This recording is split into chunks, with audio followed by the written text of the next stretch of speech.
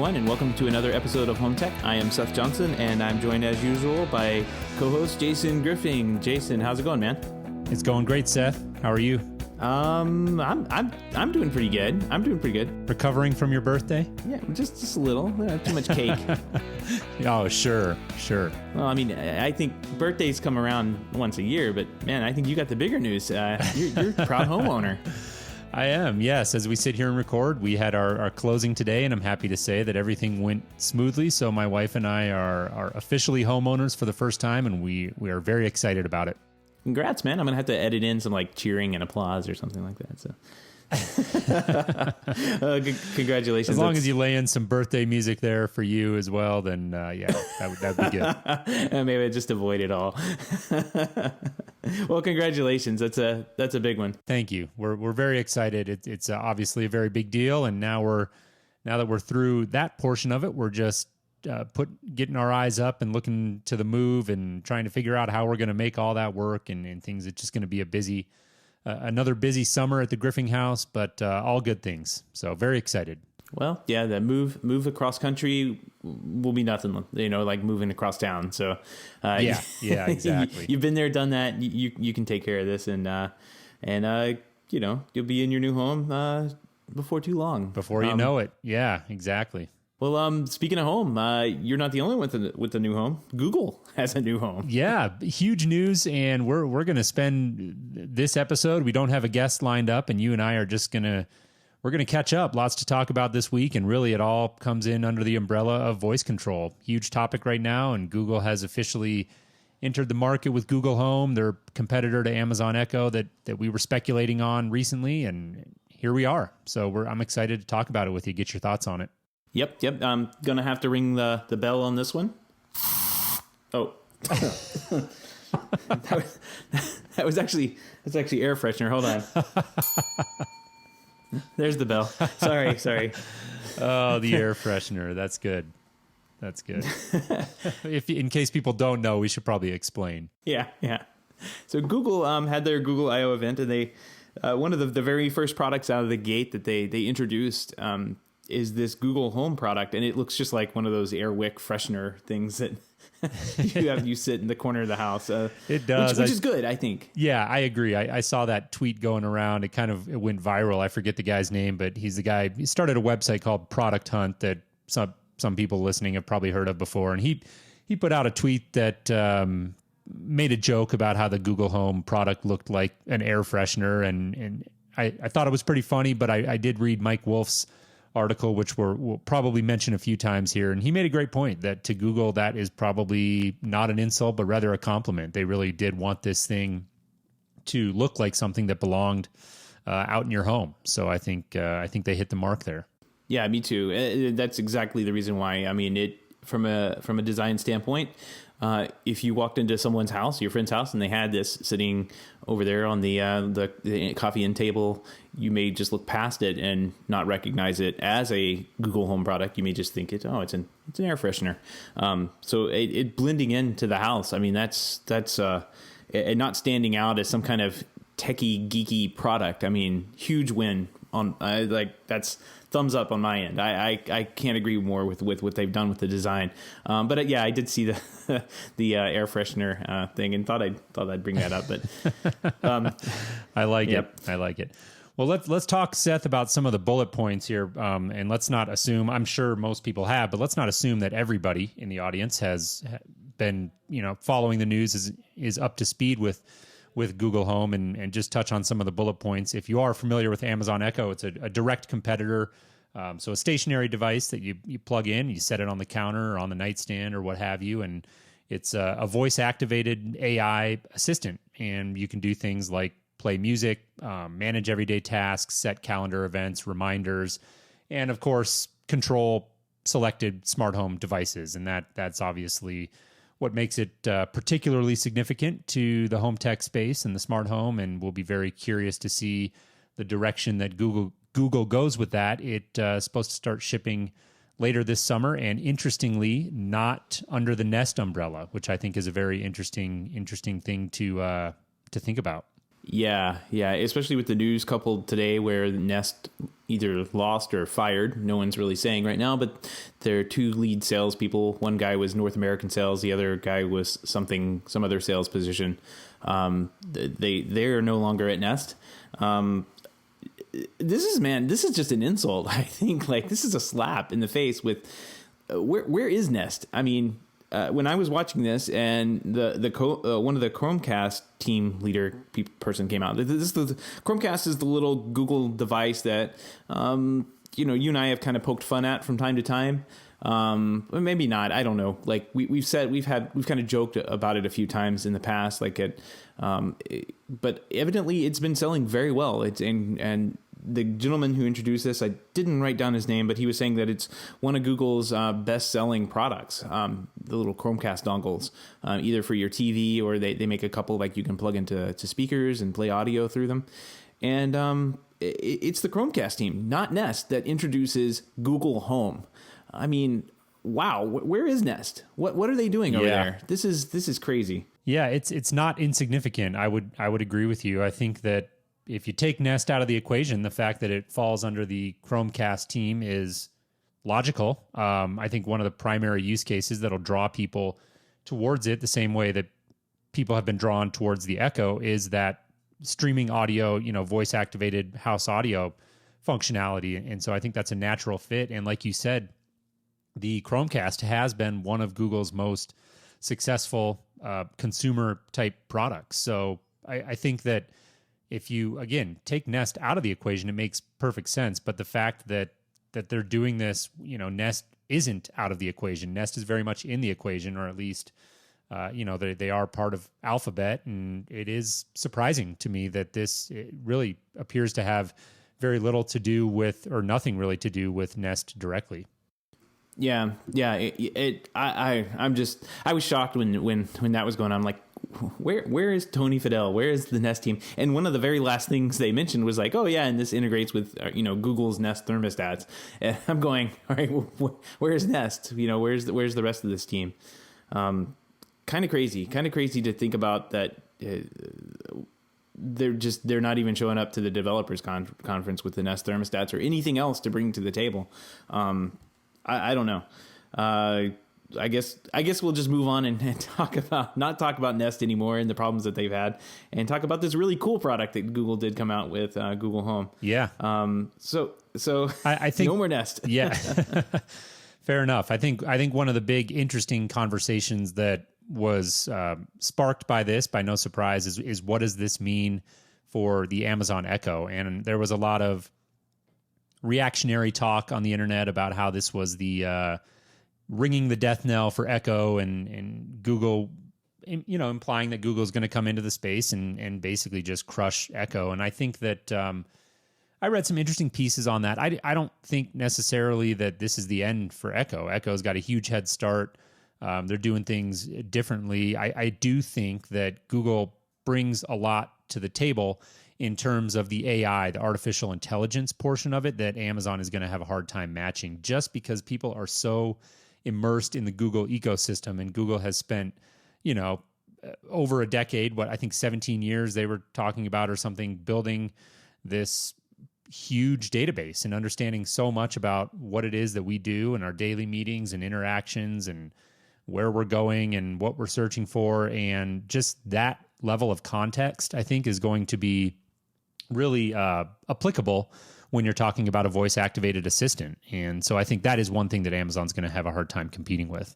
I 100% agree. Amazon's not even close to matching what Google can do with all of the, we say data, but all of the AI learning and everything they've gotten from that data and what they're really focusing on. Another big thing to think about, too, is Amazon is very, very far behind when it comes to natural language processing. Amazon Echo is, I believe, still only a U.S. product. I'm not 100% unsure, but I'm pretty sure it's only U.S., but it's definitely only English. I mean, you can't speak Spanish to it. And I know that Siri will translate Spanish. I know that Google has plenty of processing. They have plenty of natural language processing for other language outside of English. And Amazon is very, very far behind on that particular part of what what these products do. These little Amazon in a can, or Siri in a can, Google in a can. They've got a lot of catch up to do there. Not saying it's insurmountable and they can't pull it off, because they've definitely done a very good job with the English processing. But I think that they have an uphill road ahead of them, just to get. Amazon's, it's very basic. If you look at what they're showing off in the little demonstration video that Google Home could do, and we say could because we don't really know what it is that it does yet. They showed a plastic one on stage. They showed a bunch of pictures, and they showed a fake video of it working. Now, that you and I know, Jason, that doesn't necessarily mean it's going to do that on day one. So, Amazon does a lot of stuff right now. Let's say this is day one. Amazon is definitely ahead, but I think Google is going to surpass and catch up and surpass them a lot quicker than I think most people realize. So I'm going to have to agree with the articles that not the death knell of Amazon, but Amazon is so basic as to what they were doing. It's almost like, to me, Amazon was a command prompt with Echo. Like you're telling it very specific things for it to do. And if you get those exactly right in that order, it works great. And it really works well for that. But Google, man, you can almost talk to it naturally, and it understands what you're trying to do, and either preempts you or does it for you. And that's pretty cool. Right.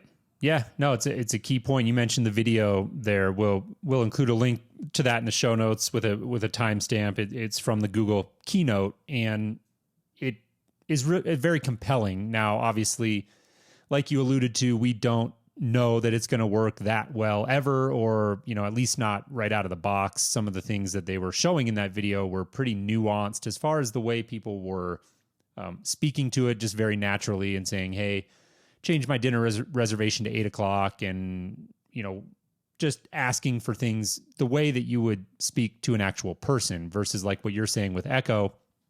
Things are very rigid. You've got to structure your commands in a certain way and get it just right in order for it to work. And so I do think that, like you said, that natural language processing piece is huge and definitely can't be underestimated. I think that the team at Amazon working on Echo, I'm sure can't be surprised that Google is coming into the space, and I think it probably won't be long until we see Apple do same thing with Siri in a can, as we've been calling it. And I think it'll just be really interesting to see how these companies take different approaches. And with that in mind, too, one of the things that I was paying attention to, and I alluded to Mike Wolf's article earlier, and I'll mention it here again, is that he talks in that article about the choice by Google to not really come out of the gate with a developer API, as opposed to Amazon, that's really pushing that third-party development. They've got the Alexa fund and all that. And I'd be curious as a developer, Seth, to hear your thoughts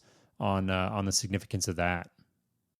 Well, Amazon didn't come out day one either with a developer SDK. I mean, that came later on. You rarely ever see a entry product come out with SDK. True. Period. Yeah. I mean, it has to be an SDK. That a product, if a product has an SDK, it implies that there's some kind of maturity to the product, and that it can be relied upon.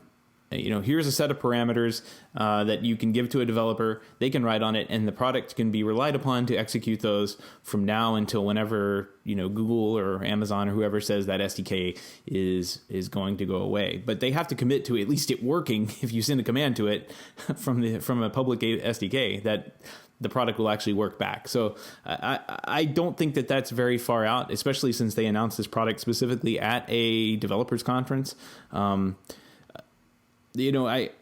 of the things were funny in there, it definitely would integrate. They definitely have dreams of it integrating with maybe like OpenTable for dinner reservations, maybe the Delta website to keep an eye on your flight times. One of the things that just made me kind of chuckle when they were going through it was like, your flight's delayed by 30 minutes. And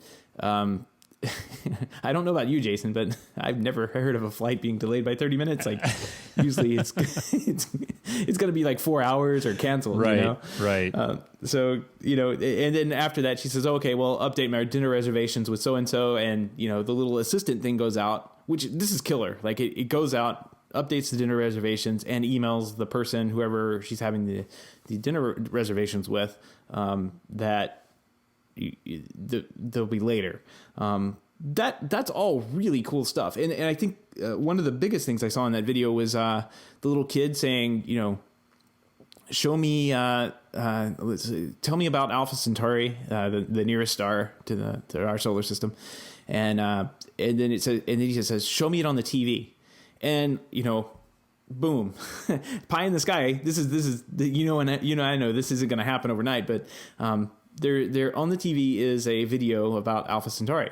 Like that's pretty cool. Right. And to get that level of integration from the voice and just kind of a kid walking around the house talking to these little air fresheners, I mean, that's killer. I think this product has a giant roadmap. If it works like they want it to work in this video, I think this has got some long legs to it. Like this is going to be around for a while, and this assistant product looks really cool. Yeah, I agree, and I think it's I'm glad you brought up the example of the child standing in front of the TV, and I thought that was interesting as well. And I think it's a two-part equation really, because the technology has to get there on Google's end in order to be able to make that happen, and also it's equally as important that the end users understand the things that the system is capable of and how to talk to it. And I think that comes back to, when we think about children who are going to grow up with voice control in the home,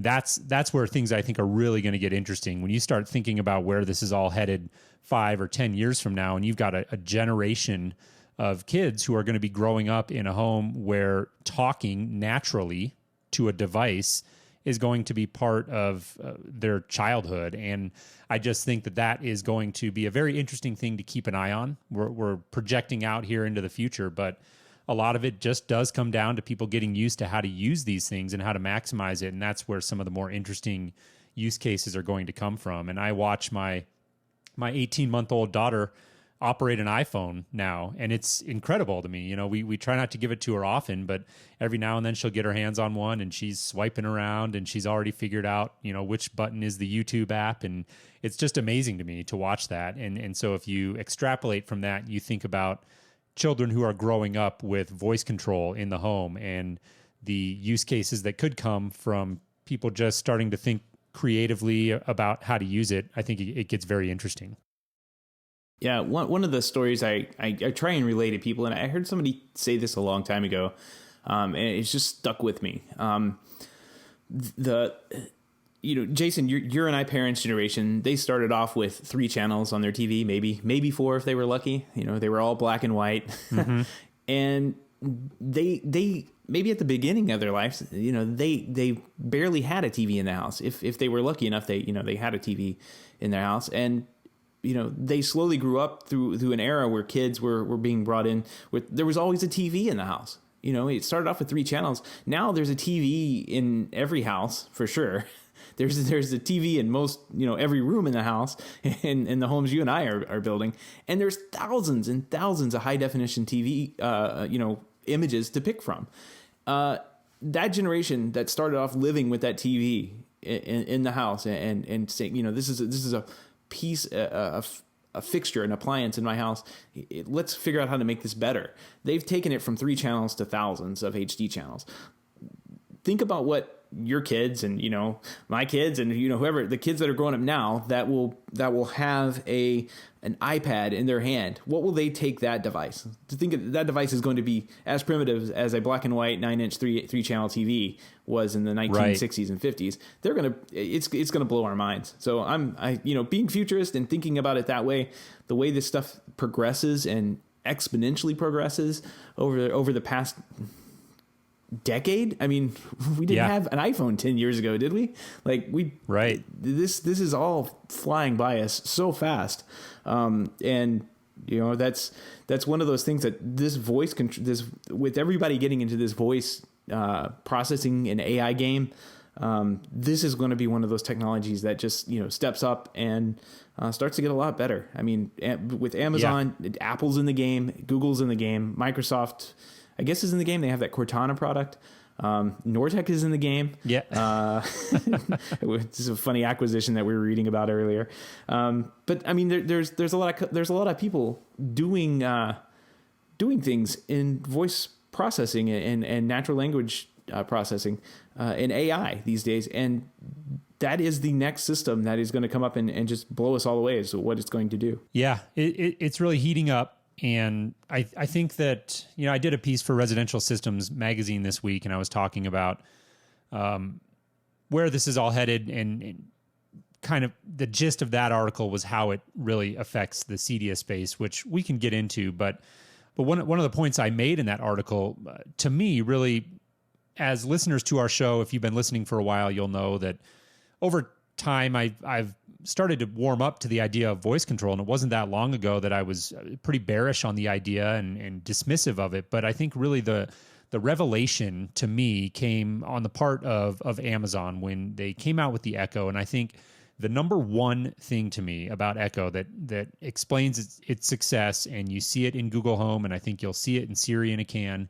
is that it is a stationary, always-on device. It does not require you to interact with a handheld remote. It doesn't require you to interact with an app.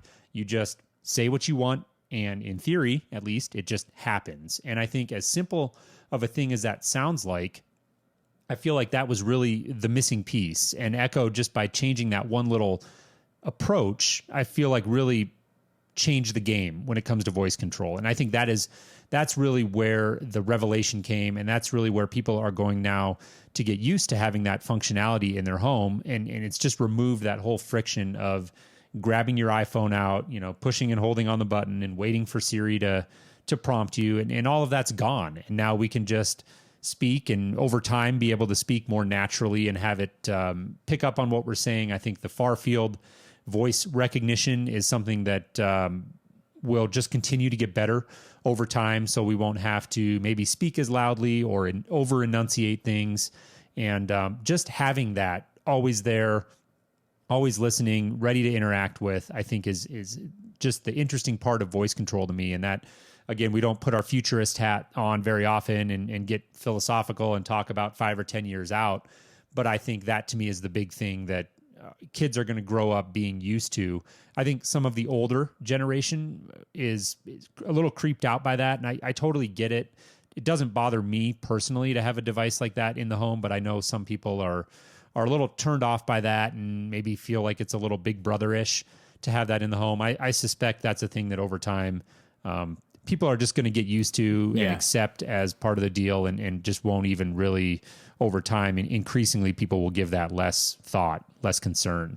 Yeah. I mean, just look 10 years ago, and you would have asked, somebody, you could have told them that, hey, in 10 years, we're all going to be, staring at our cell phones and ignoring people at dinner and, texting all the time and WeChatting and video Snapchatting and all that stuff. And they would be like, oh, that's rude. That's not going to happen. Yeah. Look around. I mean, right. We adapt. Or like, exactly. Or like 10 years ago, if you let somebody know, hey, there's going to be this company called Google that's going to know everything about you practically. And that might have seemed very concerning to people. And now we just sort of accept it. And I have a feeling that the always on voice control aspect of the home is going to go down that same route. Like I said, not really something that crosses my radar right now or bothers me. I'm willing to sacrifice what little risk there may be that somebody somewhere is listening when I don't want them to be.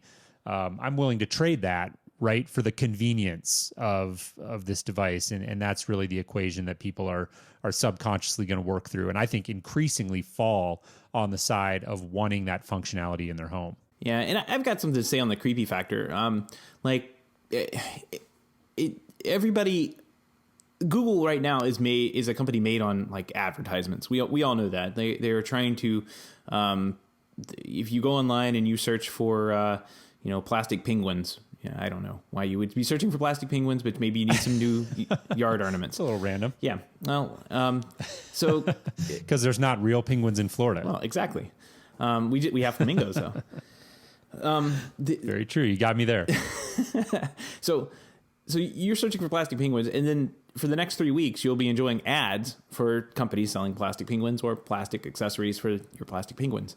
And that's, I'd be real disappointed in Google if we install these Google Home things in and they just become nothing more than just, advertisement driven machines. Like, yeah, they could have something very special for them on this. And I guess what I mean by that is like, one of the things they do in there is like, hey, order some Indian food. And it says, okay, it'll be ready for you in 10 minutes. It's like, wait a minute. Nobody just says order Indian food, first off. Yeah, exactly. Because where's that Indian food coming from? What does, what am I ordering here? There's no such thing as that. But my only worry with Google is that, this machine that they're making, the little assistant and AI behind the scenes, only has the tie-ins to the, apps that are monetizing its AI, monetizing Google on the backside.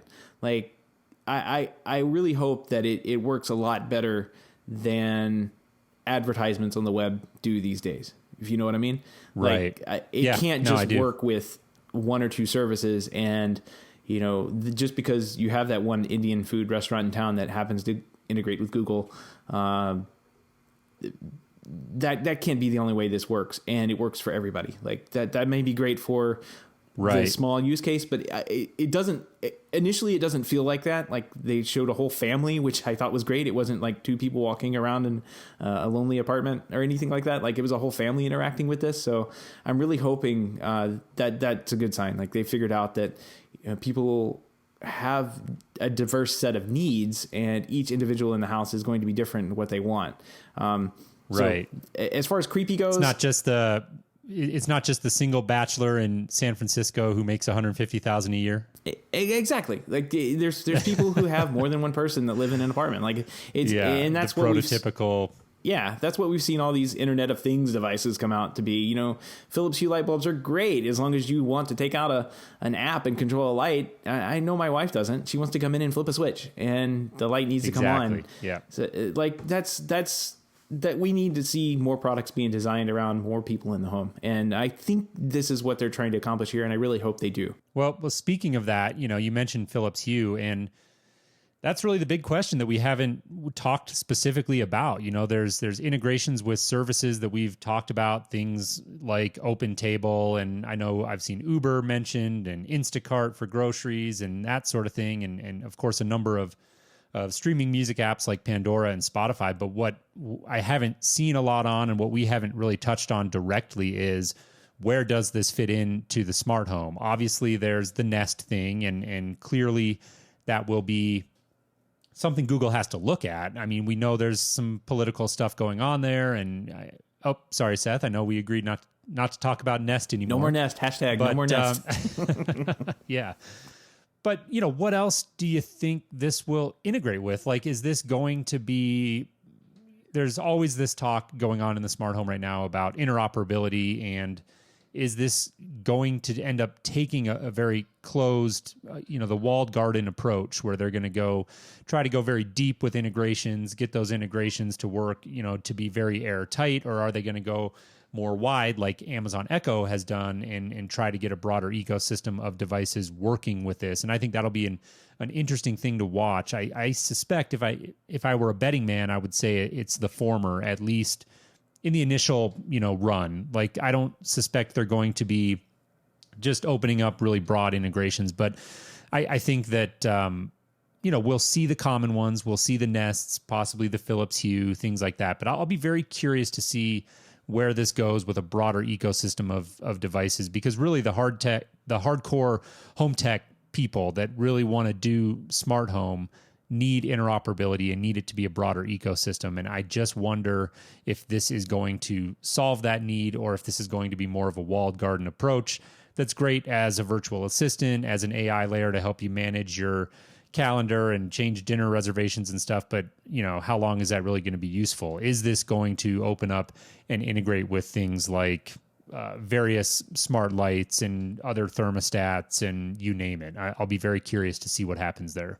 Yeah, good point. Good point. Another thing to keep in mind with Google is that they are not embarrassed to outright cancel products. Very true.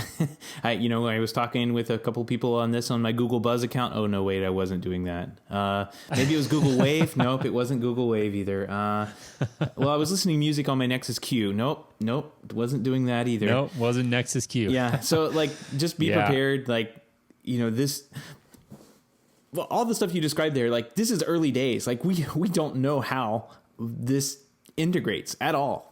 Amazon's just figuring that out, and they're updating their SDK to work better with home control because, hey, turns out people like to talk to the Amazon Echo thing and tell it to turn on and off the lights.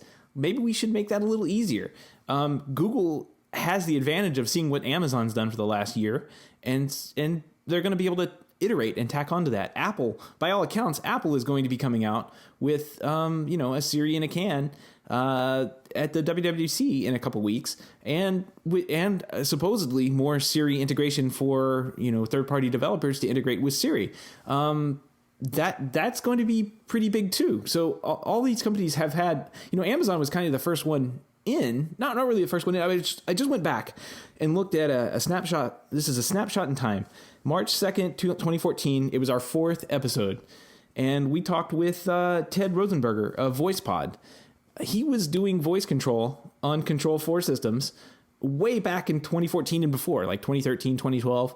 And he was saying, hey, the voice recognition is getting a lot better through Google. It's getting a lot better through, Apple, but we're starting to use Google services to convert voices and talk into the Control 4 system at that point in time. Now, fast forward 2 years later, and we're talking about little small dedicated devices that you can talk to that will not only turn on and off your lights, that will not only change the thermostat temperature, but they'll also make your dinner reservations and change things on your calendar. I mean, this really could be a cool ecosystem down the road, no matter what platform you're on, whether you're on Amazon Echo, Siri, or Google.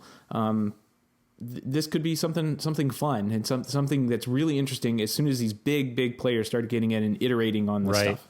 Well, and you make a great point that, this is what everybody's talking a lot about voice control right now, and Echo always comes up in the context of being the first out of the gate, which I think is interesting because it speaks to the point I was making earlier about it was a revelation, in my opinion, what Echo did with having a stationary, always listening device, because that was really, Ted Rosenberger, like you mentioned, that's if I recall correctly, that's what their product was. It was just more same thing. Exactly. It was more under the radar, right? But same idea.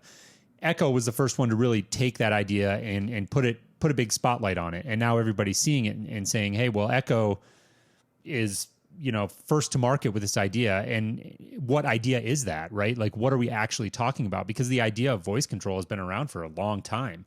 Siri, Cortana, Google's whatever they're calling it now. I can never keep track. But the idea of voice control is not new. It's the form factor that's new. It's that always on, ever present, helpful device that's just sitting there ready for you when you need it.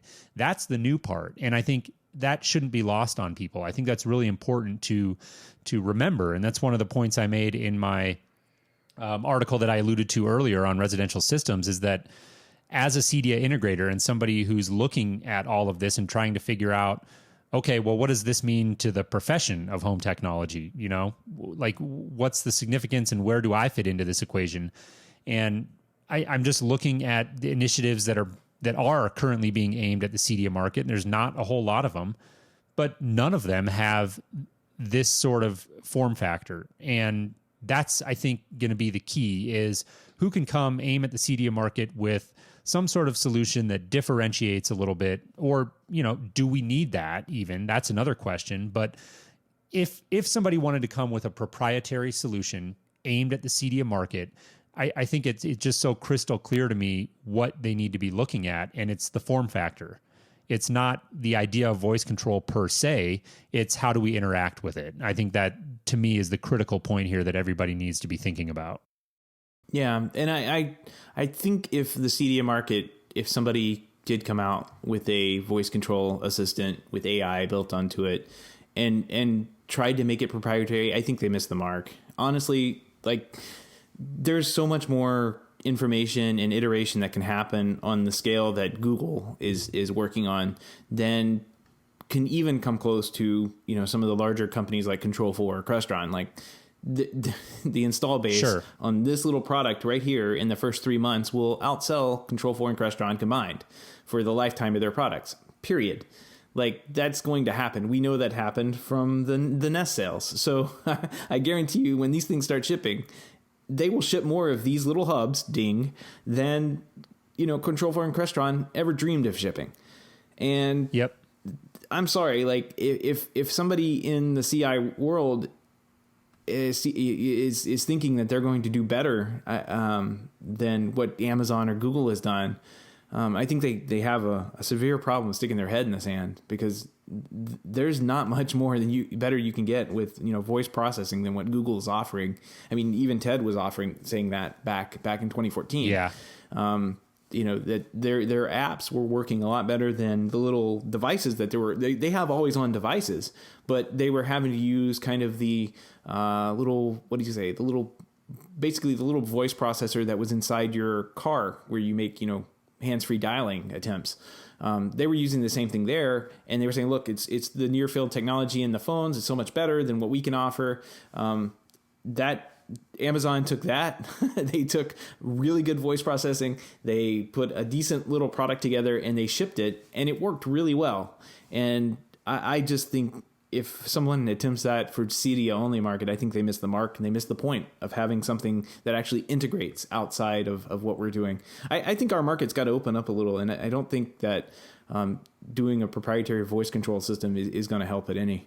Yeah, I think that's a fair point. And I certainly, when I talk about if there was a proprietary initiative aimed at Cedia, I don't necessarily think that it's something we need per se. I think that integrations with Google, Amazon Echo, presumably Apple soon, I think that's going to be the more realistic way to go about it. But what I am saying, and, you know, let me say this, if somebody gave me $1 million right now and said, invest in a company, investing in a voice control solution aimed specifically at Cedia wouldn't be where I would put my money, flat out.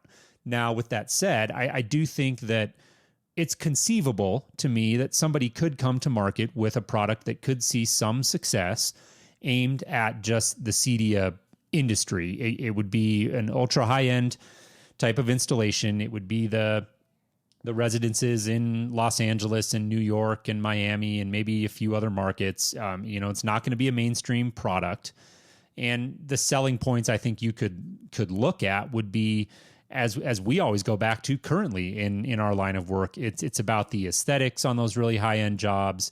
It's about the flexibility of being able to integrate it with the crazy curveball idea that your super rich client throws at you, and how are you going to make that work?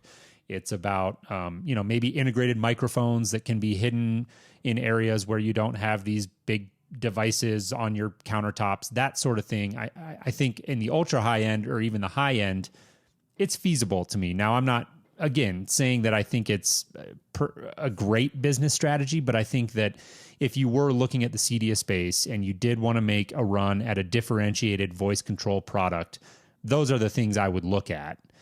And I think that for the rest of us, for the broad majority of the market, what we really need in the Cedia space, Seth, I would agree with you wholeheartedly, is a more open approach and integrations with, you know, companies like Lutron and recently announced integration with Echo, which is a great thing.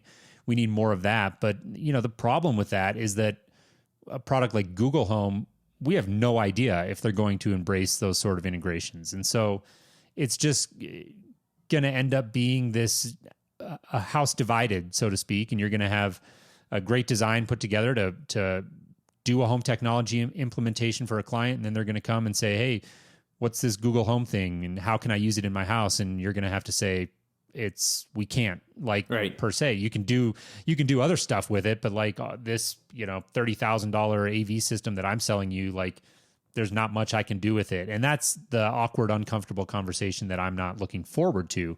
And so my piece for residential systems was sort of a call to action to the CEDIA market, manufacturers and integrators alike, to really think long and hard about how we're going to deal with these products and where do we fit into that equation. No, all good stuff. And I agree 100%. I think what you and I are both would be advocating for in this situation would be like a Google Home Pro or, right. A Siri Pro or something that had the ability to integrate, high-end flush mount microphones.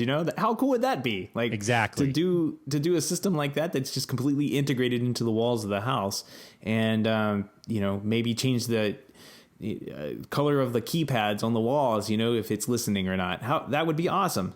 But since this technology is so consumer facing and so very new, I don't know if we're going to get that for a while.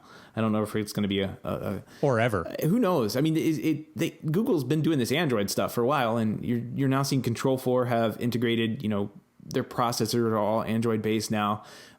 You're seeing that all the touchscreens that they have are all Android based. It's not a stretch to imagine that to see other home automation initiatives be built on the Android stack. I mean, it makes sense. So who knows? Maybe down the road there'll be a Google Home Pro package that makes sense, and we can integrate into our fancy $30,000+ systems. Exactly. I just think that if there were going to be a place in the market for a higher end differentiated experience, those are the bullet points I would look at. Something that you can blend in very seamlessly with the aesthetic in a high end home, ultra flexible to make sure that it can work with whatever crazy system, HVAC system, pool control, some of the more esoteric things that we do in professional home technology and integration, right? We're out there integrating things that aren't meant to be integrated together. And clearly that's not something that the mainstream consumer needs, and not something they're ever going to really want or need per se. And so I think there is room for both theoretically. Now, I don't think that we'll see that anytime soon in the CEDIA market, or perhaps anytime ever. I think that the more immediate need is to figure out, okay, what are we doing with these products? Apple's going to come soon with one. It's, I think, all but guaranteed at this point. I feel like they have to. I know we were talking about that a few weeks ago, and you were speculating that you thought Apple would come out with the hashtag Siri in a can at WWDC this year, which is coming up in June. And at the time I had said I didn't expect it at WWDC, but I thought that it would come soon. And I don't know. Now I'm second guessing myself, Seth. I got to say that the things are just getting so hot and heavy now, and we're starting to see articles about Apple coming to market with something. And so I can't say that I would be surprised if we did see something this June from Apple. Yeah, and I only did that as a hedge. I said only unless if they come out with the Siri in a can thing just to get a laugh. And turns out here we are. We may see Siri in a can. Yeah. Well, let's talk about one other piece that we didn't talk about, and that's just the pure audio side of it. We've compared it to Echo a lot, and I think it's a good thought exercise to compare it to. I think Google's got the edge there with this being built by the Chromecast team. I think they're going to have a lot of flexibility to integrate this easily with a lot of different streaming services, and really anything that's built already to use Chromecast will plug right into this thing basically out of the gate, as I understand it. And I think that will be an advantage for Google Home. The video that we alluded to that showed some of the use cases showed the owner, the first thing he did is said, hey, play my morning playlist, and then turn the music on in all rooms of the house. And like, that sounds like a small thing, but is so, I mean, it's so useful. And my clients, I would use that. It just is easy. Hey, play me some rock music, play it in the living room, play it in the family room. Boom. That's what people want. And so I think that if Google can execute on that, that's your entry level. That's the gateway drug, right? I would use it tomorrow. I mean, honestly, I would take Sonos out and use it tomorrow. It's yep. That. Why would I need to pull out my phone, find the Sonos app? Because God knows I have 80 some odd apps on my phone. I can never find anything, so I got to search for it. I got to type in Sonos. Oh, there's the Sonos app. Click it. Wait for it to launch. By now, I could have said, "Hey, play my playlist," and boom, the thing is yep. done. I mean that's a killer app, and Siri's been pushing that too. So I think that's going to be, Apple Music and Siri, those have been integrated so well together to the point where you can say, I was listening to somebody say today, play me the Glee version of this song, of the Glee Fox television show. Play me that version of this song, and they'll play it. Like it's that good. So, I think that between Google and Siri, Amazon, I still have problems with. I still say, hey, play this artist or this song, and it either says it can't find it, and then I have to kind of attack it at a different angle, say a word a little bit differently, and sometimes it finally finds the song that I know it should have on there and play, because I played it yesterday. Why doesn't it play it again? Well, and then you find yourself doing the math in your head, right? You're going to play music, and now you're going, okay, well, is it going to work if I do the voice thing? Forget it. I'll just open the app or whatever. And that's, a lot of that creates drag on voice control. Just right. It's the general. friction. It's friction, and so that's always the key with voice control is getting it to work right, and getting it to work reliably. But I just think that it's such an easy sell to people. Like if I could just get up in the morning and say, hey, play so-and-so podcast, and just have it come on while I'm taking a shower and getting ready for work, I would use that every single day. I would. Whereas right now, we've got the Bluetooth speakers and Sonos and whatever. And like you said, I always feel so silly saying it. It's such a first world problem to be like, oh, I got to open the app and wait for it. Oh my, this is horrible. But at the end of the day, everybody's busy. We're all consumed with so many different things and running around. And it's like that little bit of friction is enough to just make you not use things. And so I think that's really, it speaks to the potential of voice control. Yep. Potential and friction. I think those are the two words of the night. Potential friction. Yeah. Potential friction. Well, Jason, this has been fun. I got to say, we covered a lot of ground just on talking voice control tonight.